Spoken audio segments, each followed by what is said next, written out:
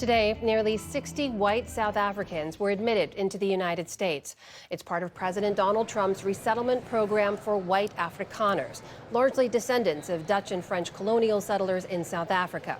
Afrikaners also led the racist apartheid government there until it ended in 1994. Today, the White House alleges that a new South African law, which redistributes unused land to the state, is racist, and that the white minority is being persecuted by the black-led government. President Trump even halted all aid to South Africa back in February. Applications from these white families were fast-tracked by the administration, even as it suspended the U.S. refugee resettlement program, leaving thousands of approved refugees worldwide stranded. Joining us now is Bill Fralick, the head of the Refugee and Migrant Rights Division at Human Rights Watch. Bill, welcome to the NewsHour. Good to be here. So President Trump was asked about the classification of these families as refugees. Here's what he had to say about conditions in South Africa. It's a genocide that's taking place that you people don't want to write about, but it's a terrible thing that's taking place. And farmers are being killed. They happen to be white. But whether they're white or black makes no difference to me. But white farmers are being brutally killed, and their land is being confiscated in South Africa. White farmers being brutally killed, their land being confiscated. What do you make of these allegations of white genocide, as the president has said, as we know Elon Musk has said before, and the classification of these families as refugees? Yeah. Well, this is not factually supported from any of the information that we've seen. The expropriation law that you mentioned only came into effect in January, and it is stated that it is for non-compensation for private land that would go into public hands if that land has been unused, if there's nobody living and working on that land or developing it. And so far, of course, none of that land has actually been taken. So there have been homicide rates that are high rates in South Africa.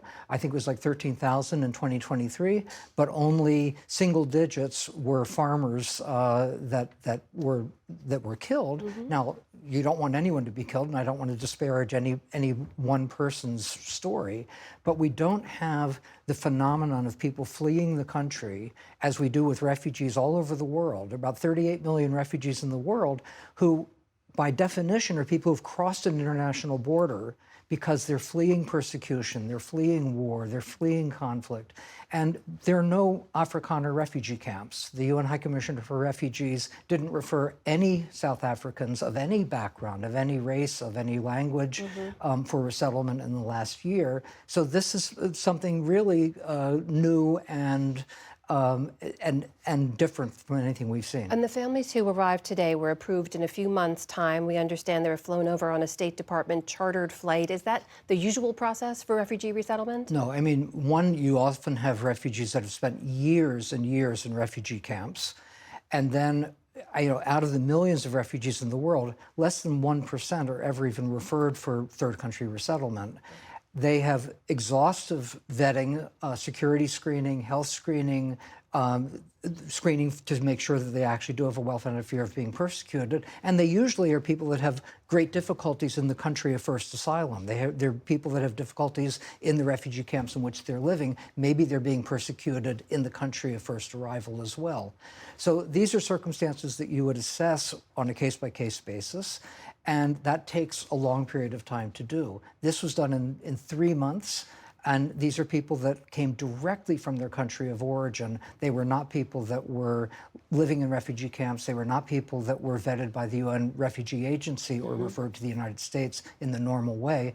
And they were flown here in chartered planes paid for directly by the U.S. Usually it's the International Organization for Migration that does travel loans that refugees are expected to pay back, actually, upon arrival. As we speak, we know the Trump administration has ended deportation protections for a number of countries, people from Afghanistan, Haiti, Sudan. The refugee resettlement program, as we noted, has been halted. It's very difficult to ignore the racial dynamics here. White South Africans have been allowed in, while people from majority black and brown countries have been kept out. What do you see when you look at these policies? Clearly, there's a racial twist here. When you see, again, going in the first Trump administration, where he described Haitians as coming from four-letter word countries that he said he wanted people that looked like Norwegians to come to the United States. And in 2018, long before the Russians had invaded Ukraine, under the first Trump administration, the group that he chose to increase the refugee numbers were Ukrainians, while there was a dramatic decrease, slashing of refugee numbers in Africa, in the Middle East, and in the rest of the world. And so now we've seen a complete closing of the door, a total suspension of the refugee resettlement program for all refugees everywhere. And then 18 days later, another executive order that privileges only white South Africans. Bill Frelick from Human Rights Watch, thank you for being here. We appreciate your time. Thank you for having me.